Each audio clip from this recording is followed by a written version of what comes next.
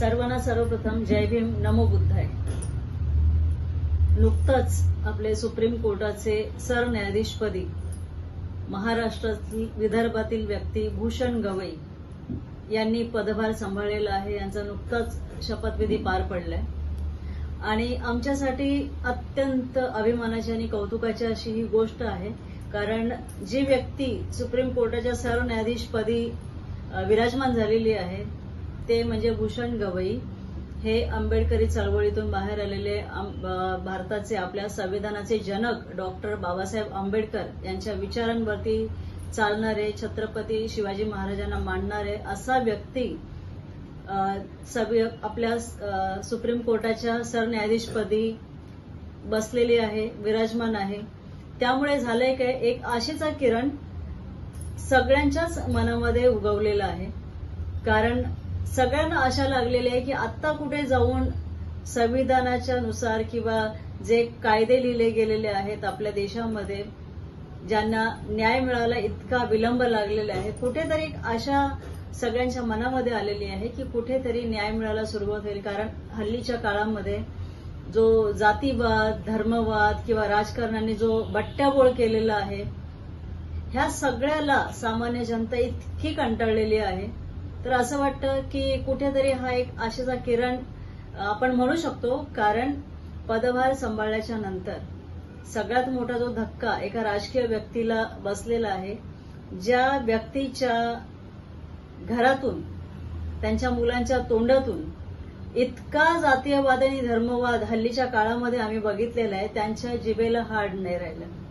ते त्या ओघामध्ये इतकं काय बोलून गेलेले आहेत, ते म्हणजे नारायण राणे।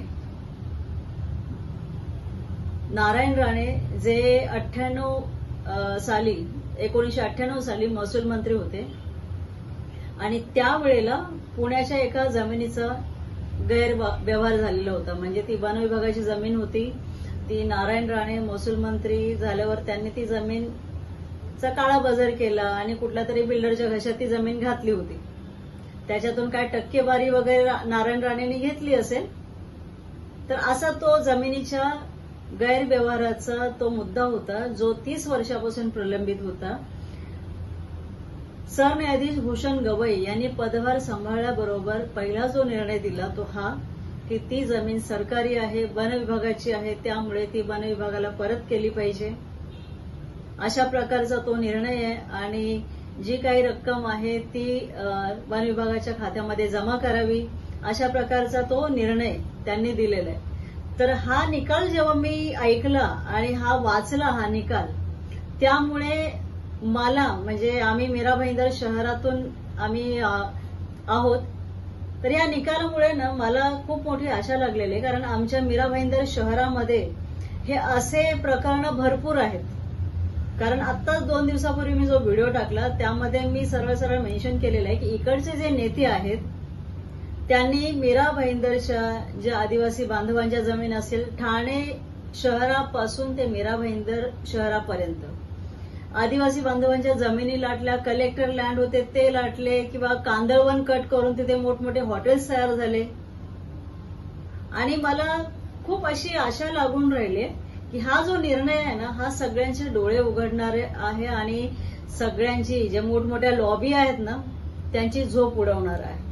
आता बघूया सरन्यायाधीश भूषण गवई साहेबांना किती काळ आपलं केंद्र सरकार टिकू देतं, कारण त्यांच्याकडे अशी पद्धत आहे की जो सरन्यायाधीश आहे किंवा जे न्यायमूर्ती आहेत त्यांना रिटायरमेंट नंतर एक खुर्ची त्यांच्यासाठी ठेवलेली असते की तुम्ही रिटायर झाल्याच्या नंतर ह्या मोठ्यातल्या मोठ्या पदावर तुम्हाला आम्ही बसवू।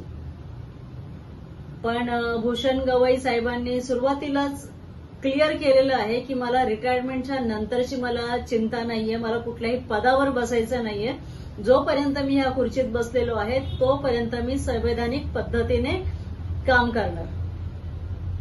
त्याच्यामुळे त्यांच्याकडनं जरा आशा आहे, त्याच्यामुळे सरन्यायाधीश भूषण गवई साहेबांना आमच्याकडून, आणि विशेष म्हणजे अभिमान या गोष्टीचा आहे की ते आमच्या समाजाला बिलॉंग करतात,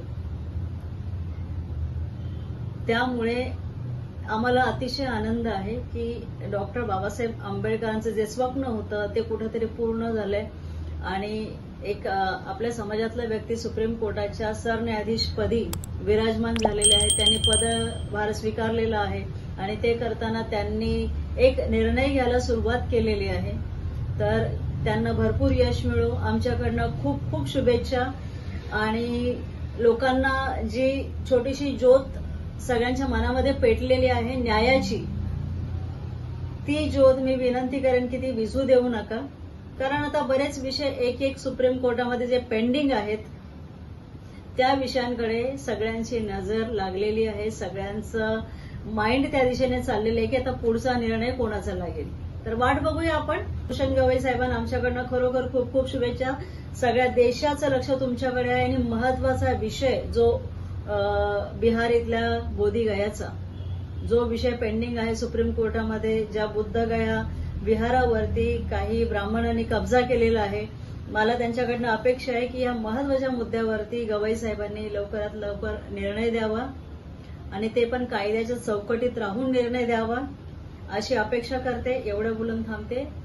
जय भीम, जय महाराष्ट्र, जय भारत.